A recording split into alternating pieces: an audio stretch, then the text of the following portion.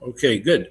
Hi, guys. It's me, Kurt Tarnowski, publisher of Yankee T News, coming to you on this Monday, the 24th of August, the year of our Lord 2026. Coming out of the gate, and I can hardly wait. There is so much to discuss in this wacky world in which we live.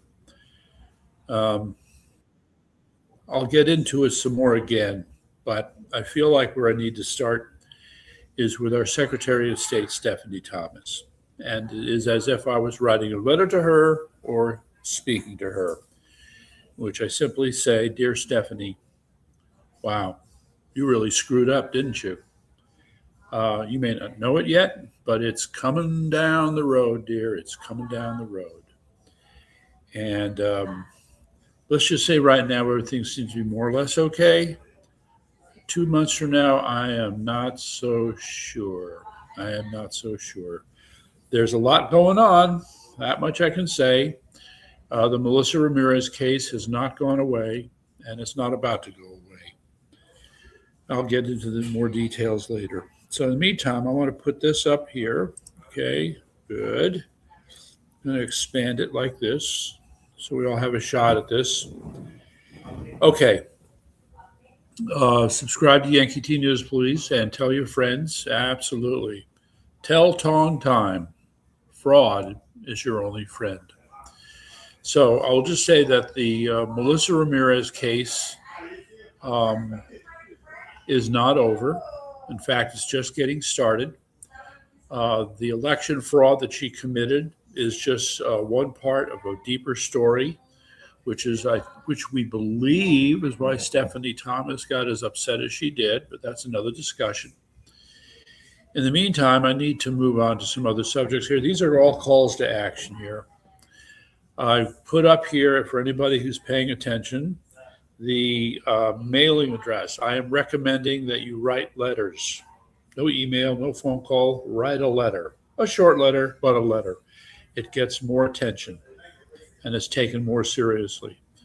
So let's go through it. Tina Peters, who was released from prison in Colorado after serving time for the crime of preserving election records, although that's not what they accused her of, has since been hired as an assistant registrar to Shasta County, California. What? That's right. How could that possibly be? Here's a woman who is so controversial, four square in the middle of election fraud for the 2020 election in Colorado, and now she's going to go work in California. Well, there's another part to the story. I may have told it, but I got to tell it again. There was also a video not too long ago by the town clerk slash registrar. Apparently, he does both duties. Mr. Cliff Clint, I believe is his name, and he did a video talking about how he has sequestered, held onto, locked away a number of questionable ballots concerning a recent primary election. So there's a little dust up here, a little fight going on between Cliff Clint and the governor of California, as well as the Secretary of State. So what did Cliff Clint do? He called in reinforcements. That's right. He got Tina to show up. So this is going to get interesting. So there's a little controversy. So my proposal to you is to send him a letter. There's the address. You can see it on the screen. Meantime, we want to move on to Connecticut. Got a lot of letter writing to do this week. Okay, Governor Ned Lamont needs to hear from you. Here he is caught up in his reelection run, right? Mr. Roll Up the Sleeves after 8 years. I think that this letter needs to go to him to remind him that it's very hard to tell the difference between him and a tyrant based upon the legislation that he signed into law. Yes, that's right, ladies and gentlemen. You have to consider the possibility that you can sign tyranny into law. You can do that. And so here we have it. Public Act 25-1, which is about taking local control away from planning and zoning boards and putting it in the hands of an unelected appointed body in Hartford. There's his support of fraud that would be concerning the absentee ballot, so-called absentee ballot situation. Endangering lives and engaging in nonsense over ICE. Yes, it's all there. So I suggest that we all write him a letter and remind him that we're not that stupid. And then Stephanie Thomas. Oh my goodness. I just alluded to this and I'll allude to it some more. Stephanie Thomas acted very strangely after this horrible case where a woman named Melissa Ramirez had a head-on collision with two police officers on a motorcycle, killing them instantly. So certain facts came out about Ms. Ramirez, or Ramirez Romero, depending upon who you're talking to, who is in a very difficult situation.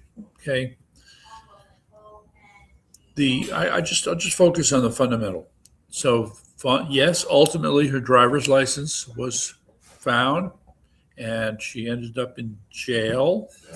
And police have been investigating, and what they found got our Secretary of State all tied up in a knot, because we found that Ms. Ramirez Romero was an illegal alien, registered to vote, and that she had voted at least 2 times in past elections, maybe 3 times.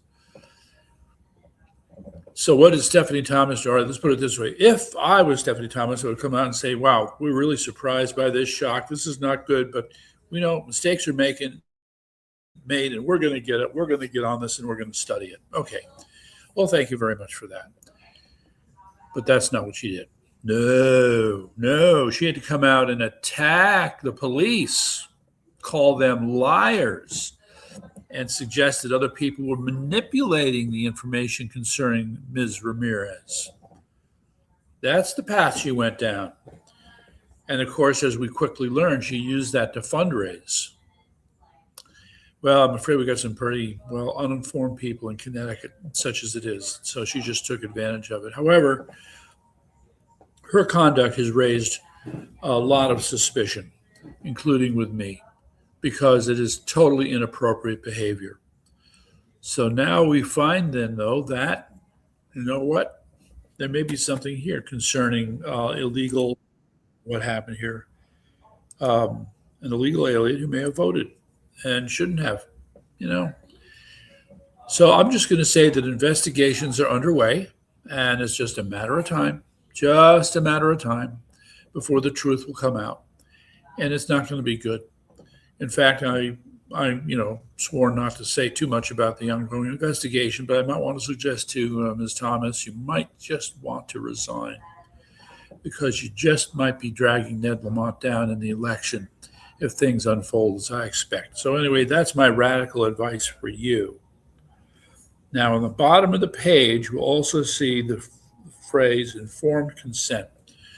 Now, as you may know, informed consent is where you would agree to have a medical procedure performed on you, right?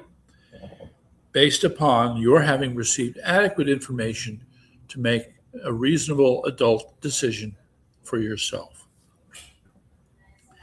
Informed consent, quite frankly, during COVID was violated in various ways. And in fact, there's been a move by the FDA on certain clinical trials to do away with informed consent. That's unacceptable. So in any event, there it is. So let's go to the next page. I want to tell you, okay, there is, so if you see these links, I suggest you copy them or do something, get a screenshot. The first, there's a Substack called Interest of Justice, in which they explain in detail the current solicitation by the Department of Health and Human Services for comments from you and me, average citizens, on new rules that are being written concerning informed consent. Now, this is a critical moment, ladies and gentlemen. Informed consent is an ethical guideline, not a law. I think it should be a law. Maybe that'll happen eventually. But right now, You have HHS getting ready to write rules on informed consent. And we're not quite clear or sure what they're going to look like.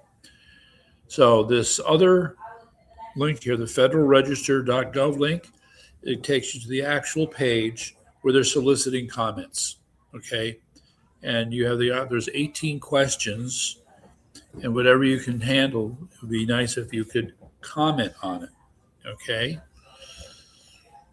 So so also you got to read the Substack piece, because that really walks you through the questions, and I don't want to say I give you talking points, but it's worth considering. Okay, now we're going to move on quickly to the op-ed. The op-ed here. The only way I can really do this justice, right? Let's see here if I can call this up. Where is it? Is it you? No. Is it you? No. You. Hold on. I know it's in here somewhere. Well, it's not that one. Darn it. Crap. Okay, let me just make the point. The way I started the op-ed was to suggest, or maybe I can find it. No, I'm not going to do that. Winston Churchill was famous for a statement he said about World War II. When it came to World War II, secrets were so important that they required a bodyguard of lies. Well, he had a point. All right, JK, hey, thanks for checking in, man. So he had a point about having to conceal the truth. That's a given in any wartime situation, but it's also true. It's become even more true, I would say, after World War II, where the attitude of taking secrets has spread into every government agency, into corporations, into God knows where else, where people feel like, oh, no, we can't talk about it. No, we must keep it a secret. It's out of control. It's really out of control. So the point that I wanted to get to by the concept of interlocking secrets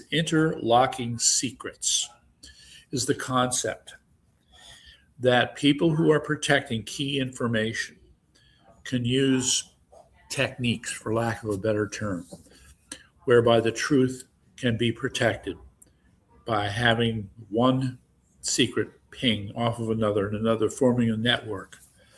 And the other point is there's something called Shamir's code or something. It's a cryptographic code, and it's the idea that whatever information it is you're trying to hide, break it up into little pieces, and then make decoding each of those pieces very hard. So that's another approach. Meantime, going back to Churchill's statement, the idea that you're going to protect the truth by having a lot of lies, you also get into the situation where you get the lies to work off of each other, a whole network of lies. And then, so this is where we find ourselves. I'll have the op-ed up later. Definitely got to read it. All right, so now we want to jump to the situation in Ukraine. Well, first I want to bring up Russia. There is talk of an imminent draft, a new draft, a mobilization. The mobilization, by the way, that Putin had been wanting to avoid. Okay, why is he doing something that he wanted to avoid? Because he's losing too many men. That's why. So the talk is about wanting to draft 300,000 more men. You only got so many to work with here, dude. And already there are reports, as I got here, that Russian men are fleeing the draft. They're trying to get out of the country as fast as they can because they don't want to be cannon fodder. Can you blame them? I mean, you don't have to look that hard, or maybe it's harder in Russia, but you don't have to look that hard to find these horrible, horrible stories about what is it, 35,000 soldiers being killed or wounded every month. That's a lot. And all because 95% of the death and injuries in in the battle of Ukraine are from drones. They are from drones, ladies and gentlemen. This is insane. In any event, there's the link. There's not much to say about it. The men are fleeing, all right? And this is going to get worse.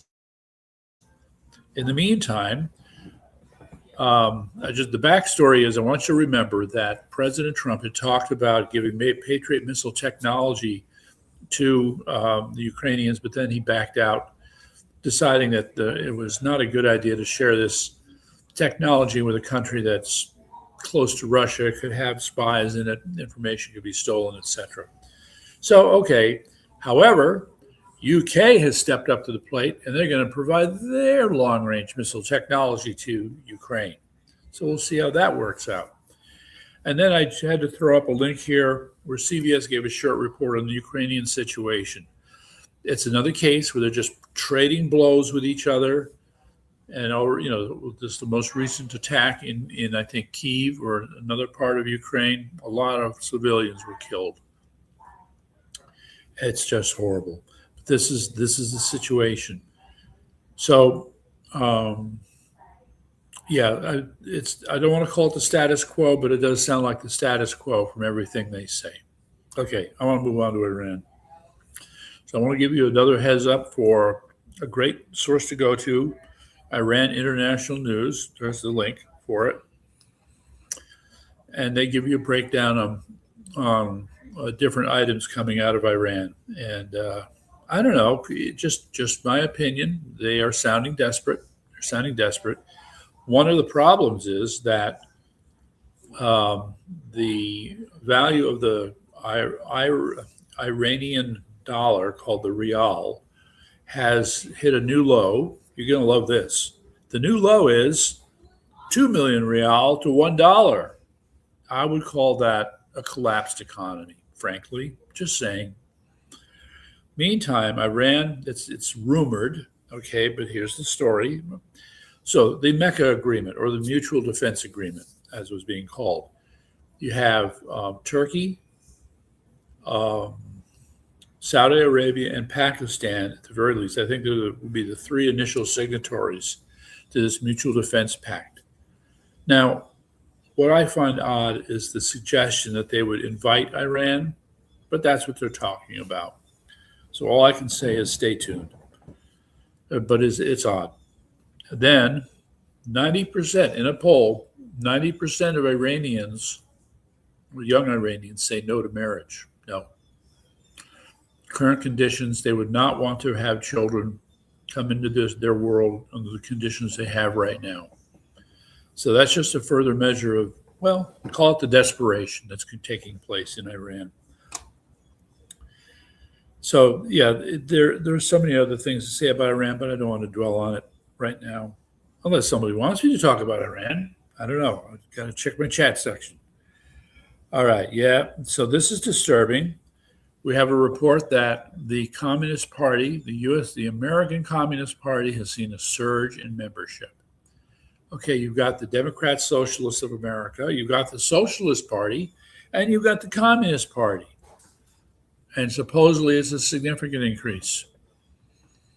Just further proof of the incredibly stupid, uninformed people in this country and to think that they vote. You know, there's a back and forth about whether or not people should be qualified to vote. They need to be qualified.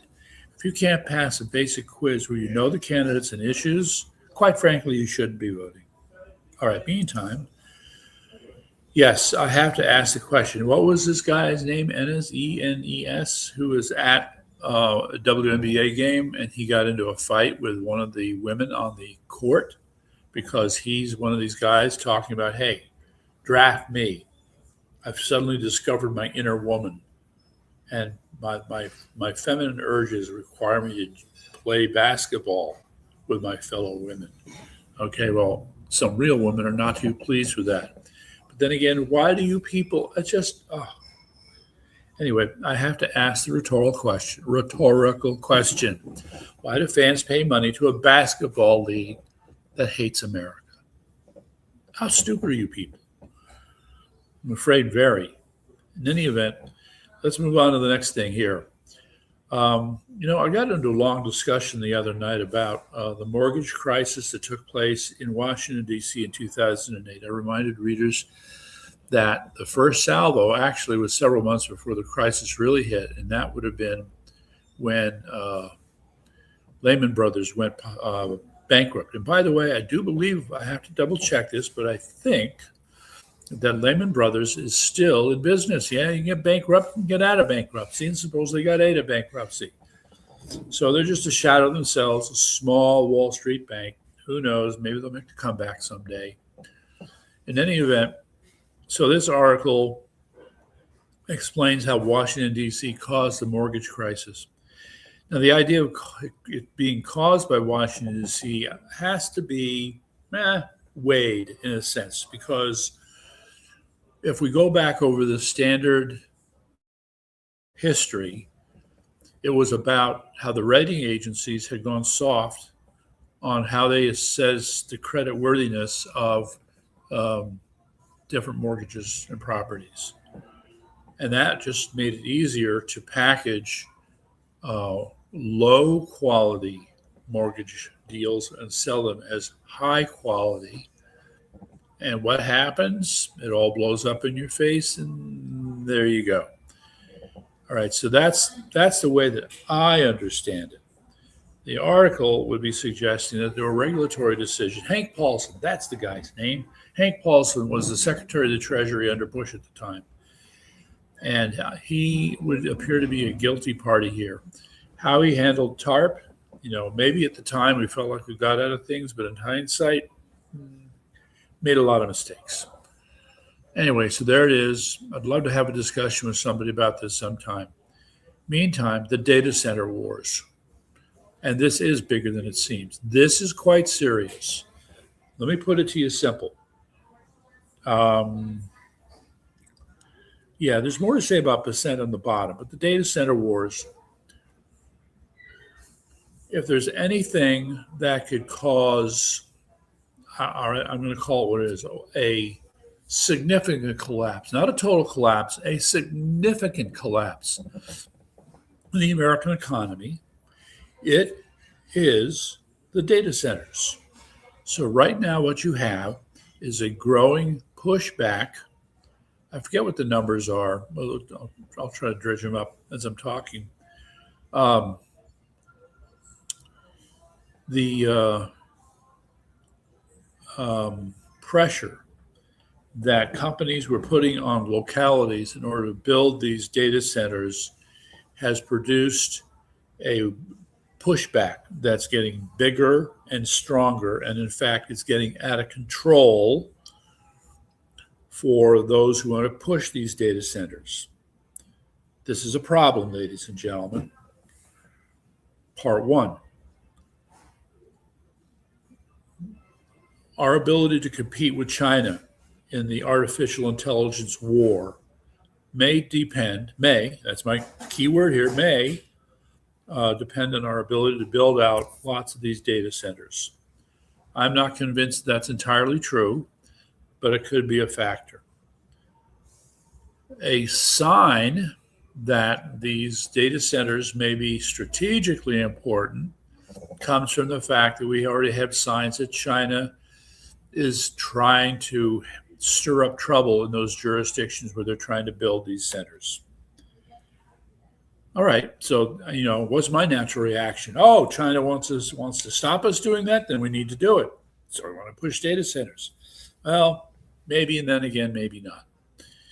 The other issue, and this is the tough one, because this really hooks into the other big problem about AI that I've bitched about time and time again. Okay. Before I carry on about whether or not AI is ready for prime time, the other problem here, and the one we really need to pay attention to, is the level of, I'm going to call it what it is, overinvestment in AI. Now, the stuff with these data centers, this ties into what's called capital expenditures or capital spending in the, what should we say, computer sector, semiconductor sector. I'll even throw in the software sector. The problem is these people who are pushing AI, pushing these data centers, and going for all this outrageous investment need to make this work.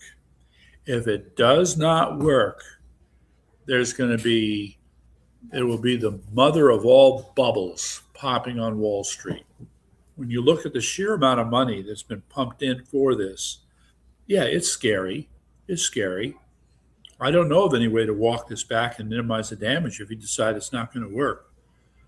So, and then you have these startling demonstrations like the company in China now has 2 robots that have broken human running records. Yeah, so it's complex. I don't know what the answer is. Of course, I'm going to always look for some kind of middle of the road approach, and that may not be the right thing. It's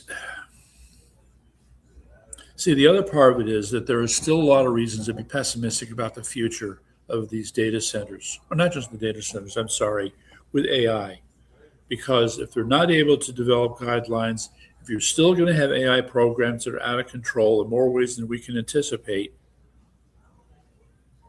somewhere the hammer has to come down. It cannot be allowed to continue.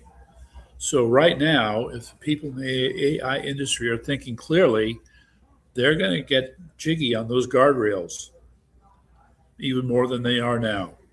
I mean, they really have to set the standard for future development on the basis of these guardrails. Just my opinion. All right, moving on. Connecticut election fraud. The other point right here that I need to make about Stephanie Thomas is that she has made her own bed. She better get ready to lay in it. Stephanie Thomas has intentionally lied and tried to conceal the truth about Melissa Ramirez Romero. So, again, for Stephanie Thomas, the truth will out. It's coming. The research is being done. I know investigations are going on in the background. I can't talk about them. And this is all going to converge in about a month on a set of revelations that don't really have that much to do with election fraud per se, but which is part of a much larger fraud picture that's being perpetrated on us, ladies and gentlemen. This will prove to be, yes, just the tip of the iceberg. Anyway, next food out of the week, TBHQ. Yeah, that's like BHA and BHT. So the news to you is, if you see any packages, it's used as a preservative, all right? But apparently the FDA only approves tiny amounts, and the chances that people are overdosing on this stuff, especially if they're eating processed foods, is pretty substantial. So I guess my call is anything that has BHA or BHT on it, I would get something else. Stay away from it. And now the last thing I want to talk about, which is actually a multifaceted thing. All right, so our Treasury Secretary, Scott Bessent, has also reported finding other examples of illegal scams. And these illegal scams, they could have something to do with Connecticut. Just saying. Yeah, didn't hear from me. So what you will learn when you read this article from the Deplorable Daily is that this was all started by Bill Clinton, who was using government money, your taxpayer money, your money and my money, to get illegal aliens established in this country over our own citizens. It's just pathetic, but we're just somewhere there has to be some way of talking about this that combines the whole thing into one clear explanation that ties all these different horrible things together. I would hope. And that's on that happy note. There you go. And hopefully you'll be around for next week, or tell your friends, watch it later, right? But right now, I'm calling it a day. So thank you very much and good night.